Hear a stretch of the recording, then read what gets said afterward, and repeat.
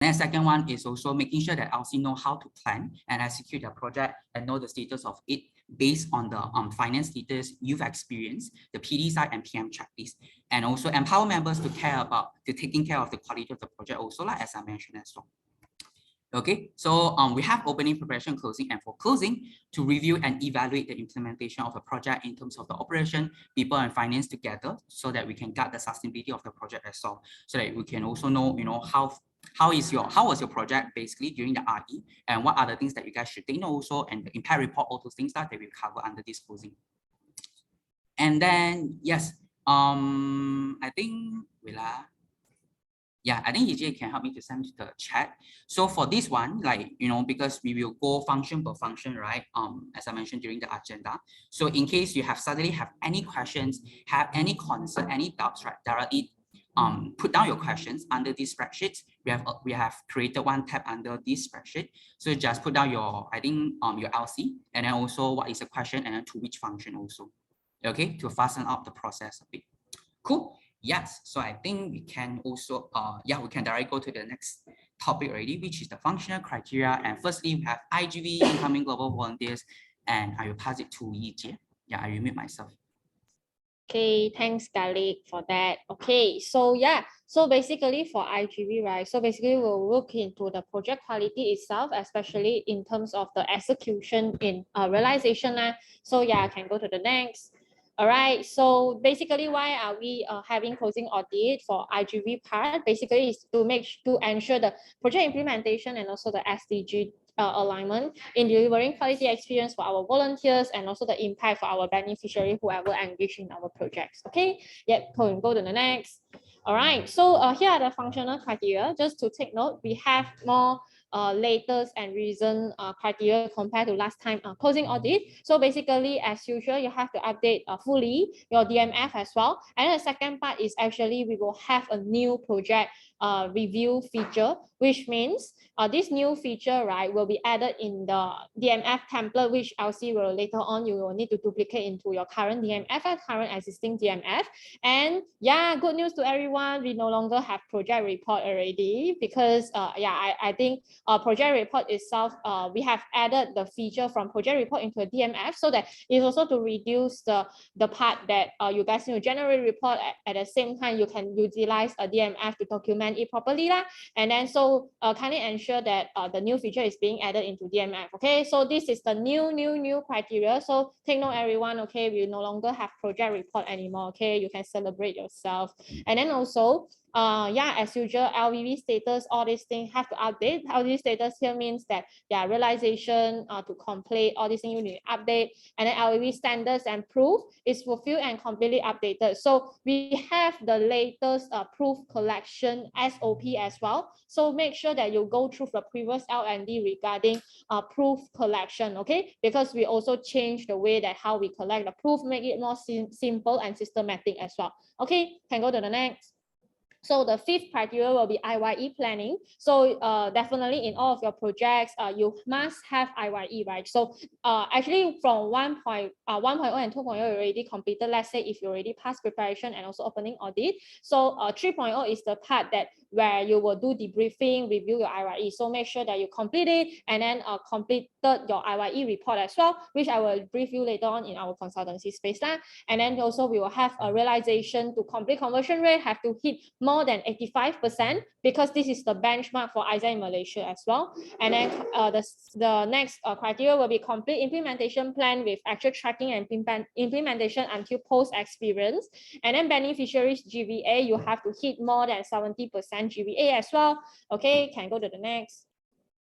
And project MOI plan versus actual fulfillment, more than 70%. And then LVV JD and KPI plan versus actual fulfillment, every of the LVV JD need to be fulfilled. And then winter marketing plan execution, more than 70% of your plan marketing content calendar must be executed. Okay, so with that, I think that's the, can go to the next. Here are the summaries of the entire project opening or project closing audit criteria. So we do have one criteria only for PBox, but other than that, every is applicable for PBox and NCR. Okay, so PBox is only have a beneficiary GVA. Okay, so I think that's it for IGV part. So we will pass to BD side lah.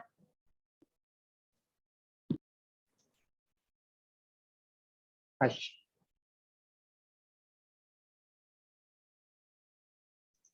Hello, everybody. So it's BD side. Yeah, so definitely getting value aligned partnerships for our project sustainability lah. Yeah, so let's go straight into it. Next one. Yeah, so again, the why part, I think specifically for this closing audit is to ensure our project sustainability and development through our quality partnership experience delivered and also the impact documentation. So next. So if you sort of pay attention or remember towards the last time audit, actually this time is kind of similar also. Yeah, so modify a few things, but overall it's similar. So we will have partner standards, and again, for PBox is all the standards. Okay? NCR is all the standards, and then PBox is 1, 5, 7, and 8. And then this time to make things clearer would be all your partners need to document. Yeah, as long as partner, no matter LP, SP, OP, FP, all need to document and will be audit through. And I think the details I'll brief you guys later. Yeah, and then also HubSpot implementation as usual. I think this one I wouldn't need to explain much. Partnership NPS need to be higher than 8, which is the promoter score, 9 and 10. And then our sales performance, so for PBox only, so NCR wouldn't be covered on this part. Yeah, so need to achieve at least 30% GVA for FP plus sponsorship. Yeah, next one. Yeah, and then we have our external impact report. You need to complete the new template. So like Yijie mentioned, don't have project report anymore, right? And then our impact report also a revamp to be simplified and more straightforward also. And then also the partnership deliverable for fulfillment. So what you sign in the MOA definitely need to deliver. So next slide. Yeah, so here is all the whole overview in terms of like the 6 criteria here that you can see in one slide very clearly. Yeah? And it's also being embedded into the audit tracker itself also, just that the sales performance is PBox only. Yeah, that's all from my side. I'll pass it to Sabine next.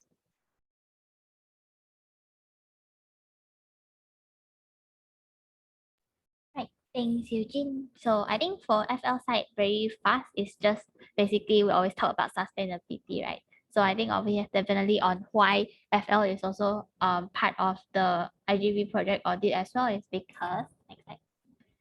Yeah, it is to prioritize project sustainability in FL, and then especially as part of the key person to also synergize with IGV and PDiGV to actually achieve long-term sustainability of the product, which is LVV itself. Yeah, so I think basically on the how we have actually 5 criteria for FL for this time. And then as usual, the first one is just 100% alignment on the monthly budget versus actual with PDiGV as well as IGV. So I think it's also more on accounts closings right then, because this is closing audit, right? And then the next one is actually on project profitability. I think over here is just to take note that for closing, we actually lower down the profitability benchmark from 30% to 10%. So I think over here is just after our calculation and all to treat it as like a retained revenue for upcoming project investment as well. So I wish that everyone can still achieve this benchmark so that we know that we actually have certain funds to actually brought forward for the upcoming projects in summer. Yeah, so I think for project profit strategies wise is as usual, is just make sure to update everything, especially on the actual financial terms and then the progress also.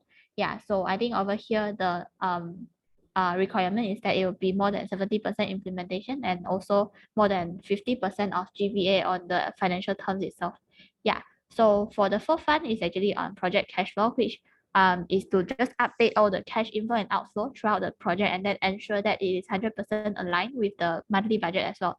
So last one is just is a new thing. So I think previously, if you guys know that we actually have a separate report like what mentioned by Yijie earlier on, right? So I think over here is just to update again, that will be a new format on project financial report itself, which will be embedded in your DMF, and it's kind of like the latest format that I will also touch on more later on about how do we actually complete the new FL report. Yeah, so I think the next slide is just an overview for the 5 criteria itself. So just to recap a bit, that the first one is definitely on the budget BVA. Second one is just after you have the BVA, you will definitely get the project profitability at last. And then the third thing is just on your profit strategy progress, and then your cash flow tracker, and then also finally, documentation as well as for future reference purposes, it will be to complete the FL report after having all the data. Yeah, so I think that's all for FL, and now I'll pass it to PM. Okay, it's my turn for people management. Yeah, so for people management, okay, we wait for a while. Yeah, so it's actually the questions that the burning question that I want you all to think as well is how to ensure the effective manpower and fruitful membership experience in the project. And hence we have this people management scope under the audit tracker as well, right? To ensure experience of IGV membership is being taken care of throughout the entire project period through designing or even managing and carrying out proper JD. So here are the 4 things that we will look into under this audit for PM scope. First thing is about the pre and during hold on, for pre and during team standard effectiveness, PA score, and retention rates. So the first one, pre and during team standards, right? The reason why we want to measure that is also to ensure our team members are receiving support and standards facilitated and provided by our team leader, so that their experience is actually being guarded. So it's the same as well for the current memberships. You know, we also as a team leaders, I think all of you are here team leaders, right? To actually giving or even facilitating all the team standards down to your team members, so that they are actually got the support from you to run the things that they are doing. So for we have team standard, right? That is why we want to evaluate it, we want to measure it. And that is the reason we want to have the team standard effectiveness. And that's come to the second point, to measure team member satisfaction towards the environment that they are in and the job support coming from the team leaders. So for this one, it's actually the money engagement survey that you fill up, and it will auto-generate the team standard effectiveness score. And this will be the score to actually to justify whether your members are satisfied with their experience or not. And with the experience, you know, with that, we also have the PA scores, right, to measure the performance from your OCV or even for your members. How is their development is being developed so far throughout the entire project also. And lastly, is the retention rate, is to actually see the entire capacity during RE, meaning that before the RE or even after the RE, what are the things that actually, you know, what is there any HR movement coming in or even going out from the project itself? And also for me, or even for us, for the national side, we hope to see the entire capacity is also is managed well by the team leader during the project execution. And yeah, so here are the general summarize of the things. So for team standard implementation, as you can see, the benchmark is 80% above for the implementation. Team standard effectiveness is above 8 as well, TSE, and PA score is above 60%. Retention rate is above 70%. Yep. So this is, yeah, I think that's all for PM. Okay. And yeah, so yeah, I think I can pass it to Yijie for the key changes that we have for this project closing. Yeah, I pass it to Yijie.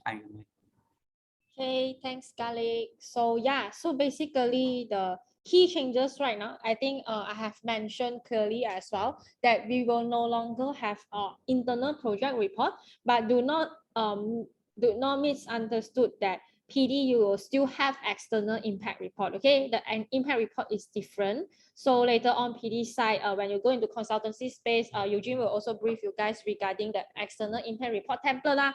But previously, when we used to have audit project report, right? When, if you still remember, in past summer, you have closing audit and then you have a project audit report. So right now, we no longer have all these internal project report already lah. And then also we have new feature added in DMF template. I think later on we will go into consultancy space, and then we will let you guys to view on the project review report as well in the DMF. So the part that every one of you need to take note is to add all these new feature into your current existing DMF. Okay, can go to the next. Okay, so I think we will go into submission details first before we go into the consultancy space, so that you can also ask questions as well regarding submission details. Okay, so yeah, this is the submission timeline. All right. Okay, so here are the submission timelines. So we have 4 batches right now. So it will based on the realization timeline that you have, and then from national side, we allow at least around 1 month for you to prepare everything regarding closing audit, to debrief your OC experience, your LVV experience, partner experience, and to prepare all of the important reports and documentation into the DMF or even in your impact report as well. So yeah, we have batch 1 is I think is next month, and then batch 2 is also end of the February, and then batch 3 will be end of the March, and then batch 4 will be end of the April following your realization timeline. So I believe with at least 1 month, right, you have enough time to actually do closing audit as well lah. Okay, so I think that's the timeline. So the submission process itself is super simple. If you still remember, the attached DMF link you can just attach in your audit master sheet, and then you ensure that DMF is also in the national DMF folder, and then you select the batch of submission, and then you tick for submission. Okay, so it's very simple lah. You don't need to send email to us anymore. Okay, yeah. So passing criteria very simple. We will only count the project is passed when all of the criteria is 100% fulfilled. Okay, so yeah, I think just that's it for the passing criteria. So I think we will directly move into the functional consultancy lah. Gali, you can take back. Okay, thanks, Yijie. Yeah, so now we have very quick functional consultancy. And yes, I think you all remember, you all know which department you are from, right? Okay, so I think Celine, you can help me to allocate the breakout room. I think you all need to choose your own function to go in. Don't go into the wrong function. Okay, yeah. Okay, yeah. So yeah, respective MCVP also need to record down your breakout room. Okay, yeah, remember. Okay, bye. See you later. Come back later. Yes, 20 minutes. Yeah, the rooms are open for BD and then IGV as well as PM. So for FL, you guys can just stay at the main session. Wow.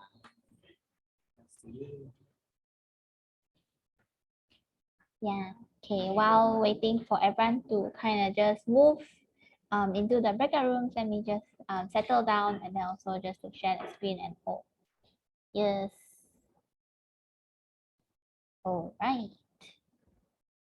Hold on a minute.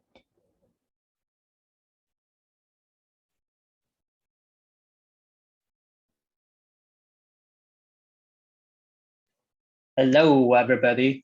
Seems I'm meeting the familiar faces, but this time I think having a few new faces. Chelsea, you went into the wrong room, is it? Okay, no. Zarifah wasn't here, so Zarifah isn't here, so yeah. Okay, understood. Let me share my Chrome.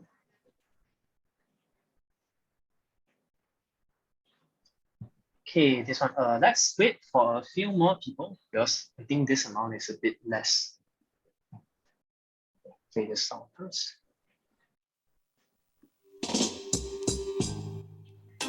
Ooh, yeah. You ready? Yeah. Let's go. Sing it, Jill. You. Okay, hello everyone. Yeah, so I think if you don't have the slide, let me share you again lah. Click the link. So it's actually quite fast lah, especially if you did the previous audit before, and this time I'll share a few reminders also. Okay. Yeah, here. Okay.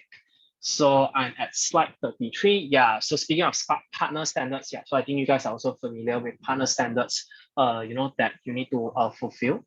Yeah. So I think just a few things to take note in terms of partner standards is first thing is, so last time when you guys are checking, then I say it's only FP, then LP those at IGV side.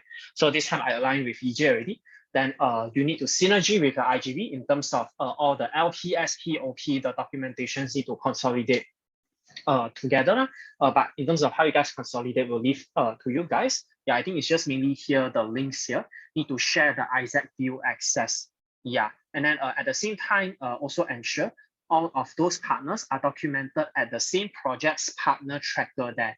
Yeah, so from there, I also understand, oh, okay, what are the things that need to cross-check about based on the links that you attach here also, and ensure the information is actually consistent on both sides also. Okay, so maybe here I check your NPS here is like 8, then why here you put 9 like that? Yeah, and including the proof at the partner management columns also, yeah, so if there's any relevant relevant proof, ensure the information is consistent. So I think I just go to the sheet to show you guys what I mean by the partner management would be no link.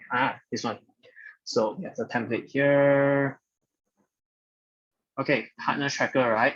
So it's not only on the front part, ensure that all parts, I mean, the tracker is here for a reason, right? Yeah, so the partner management part, any relevant documentation, ensure that it's aligned and being put here also lah. Yeah, so not only like in front here, you only write the name.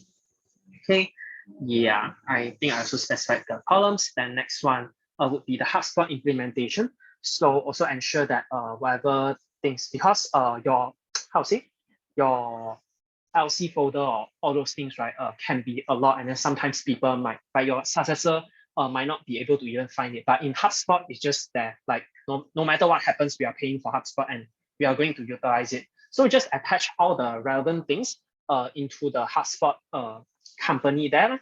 Then whatever you put there, then people can always refer there very clearly. So again, it's for all your partners. Yeah, so again, synergy with your IGV, okay? So MOA of all of it must be attached on company, not the deal. So maybe now I open HubSpot to show you guys. Okay. Wait. Okay, accidentally click another tab. Go to my account. So yeah, just find a random company here. Okay, let's say Magic. Well, okay, I use JV one as an example. Okay, so if you want to put anything outside here, right, it's fine as long as the MOA is being put here. Then if you find it, too messy here, you want to put certain details like meeting minutes inside the deal, it's fine. But then the MOA need to attach outside here under the companies. Okay, yeah, so just attach here. So that's what I mean by attach a company, and then other documentations you can put in the meeting minutes there. And then MOA links attached on partner tracker must be HubSpot attachment links also. So again, when I click here, the HubSpot here, right? So here also specified already. Yeah, it's from the HubSpot link. Okay. Then yeah, next one. So here is the partnership NPS. So I think here is just you can let your partner know. So again, you can't actually control what your partner fill in, right? Yeah. I mean, besides the part that you do your job well, okay, like really fulfill your partnership experience, like be responsive, all those. But in the end of the day, what they fill in is really based on like how you deliver the experience. So again, it's all the partners here, and then ensure they fill in, because if they don't fill in, then I would say you wouldn't get a score. And then you can let them know which question is contributing towards your NPS score. That's fine one. And then you can also let them know this is how people measure net promoter score. It's just universal for everyone. Yeah, and again, ensure the information is consistent with the partner tracker and updated there also. Yeah. And then moving on, so the P box, this one sales performance. So remember to update here. So it's for FP and sponsorship. Yeah, 30%. Okay, so it's add up 30%. Okay, then ensure the amount is updated here. So if you didn't update here, but you have, then I don't know, right? So I wouldn't be able to audit it. Yeah, and then in-kind items is not counted, and crowdfunding is not counted under the sales performance also. Okay. Then next part, external impact report. So need to have 100% completion of the impact report. So here, I also attach, at the link here, audit submission folder, this one. Yeah, so here I also attach the new template already. So this is applicable for every single project, no matter it's national project or local project, okay? So you can just click inside, you want to explore now, you can just explore it also. Yeah, just duplicate one, move it into your LC folder or project.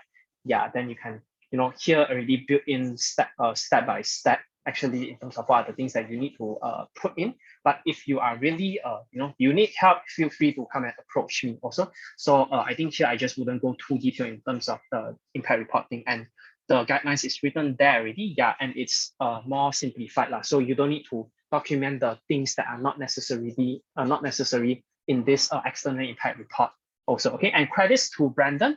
He's the EST that helped us revamp the whole thing. Because I think if you go to sales summit, you also know like last time you also got feedback that some of the templates, some of the things are not relevant. Okay.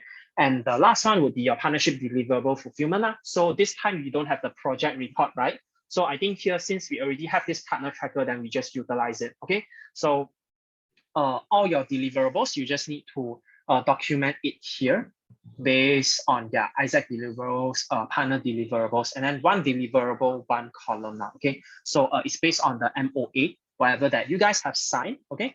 Yeah. And then you just put down. So if let's say that deliverable is not fulfilled, please put red color with bold and state the reason in the notes. So just I right click at the notes and then add the reason.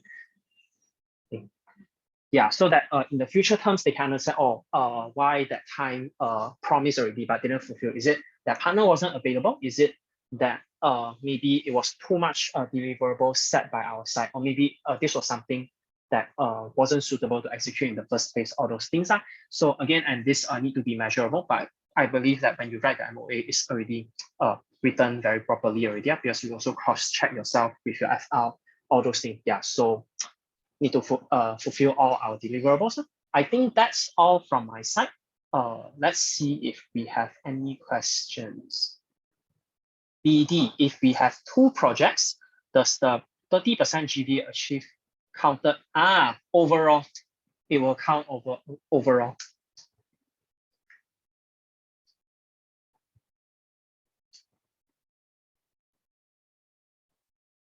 Oh, as in like 2 projects. Together will be 30%. Kan? Okay, cool. I mean, yeah, let's say your overall LC secured 2.5K and then it's 30%, then I'll just, because it's based on the PD tracker, then both of it is passed.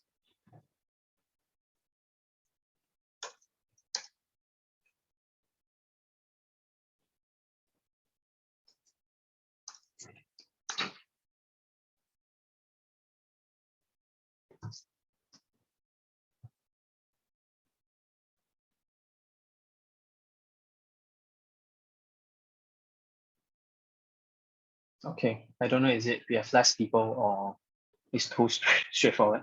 I mean, technically every time PD criteria also not much question. Oh, Chunha open cam. Yeah. Sorry. I want to ask. The GVA, right? That one is refer to which one? I mean the goal that you all see is which goal? The one that like I always send in commission group need to update one. So Okay. I also attached the link. This one. So you guys have been using since start per month. Here.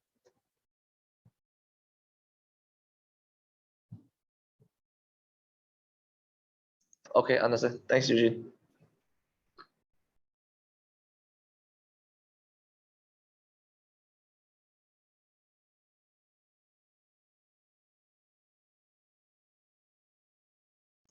Eugene, I also want to ask, like, if there is a change in our goal, then should I update it to you or?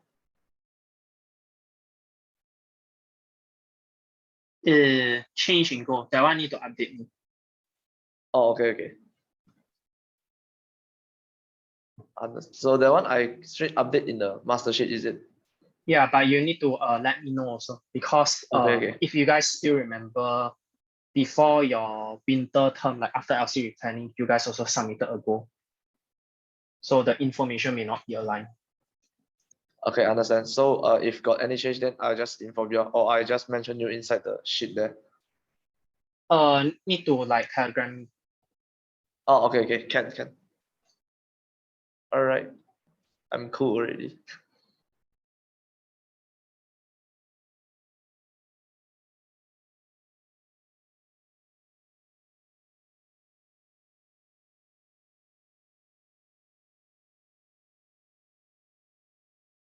What was your first question again?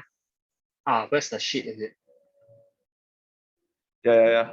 The goal is based on which sheet that you all will take. Okay.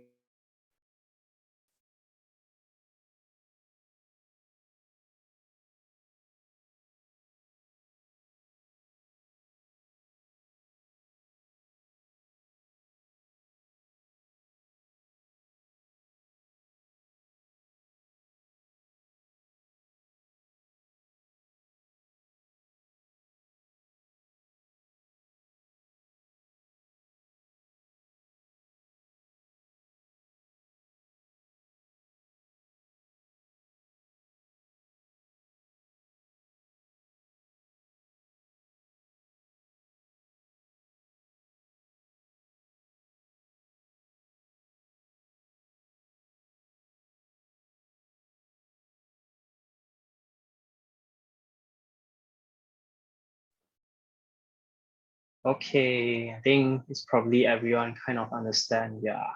But we still have 5 minutes, so if you want to ask, you can still ask. And then I think just again, the reminder is this is more on a collective effort. So it's not only BD side, but also IGV coming in to support you on the criteria here. And then at the same time, you know, for your IGV criteria, it's not only their side running with it, but then you are also supporting them. And goes with PM and FL, just that for these few specific criteria, most of it is mainly liaising with IGV. Like for example, the impact report, right? Got mentioned, but like let's say beneficiary testimonial, then these are the things definitely you need to align with IGV. Then for example, learning partners, you know, under most of you guys structure learning partners under IGV, right? Then also need to collect the MPS, all those things. So in the meanwhile, I'll play some music, but feel free to open mic and interrupt me in case you got any questions. And I'll go back to this sheet also. Good question. But I would like to ask your opinion on because we have having a potential partnership with a partner, and then they are actually an app. So one of the conditions, one of the things that they want us to help them do is to help them find quality users for their app. And then what they propose is 500 ringgit for 250 users. Then personally, I think it's too little for that much user for this kind of money.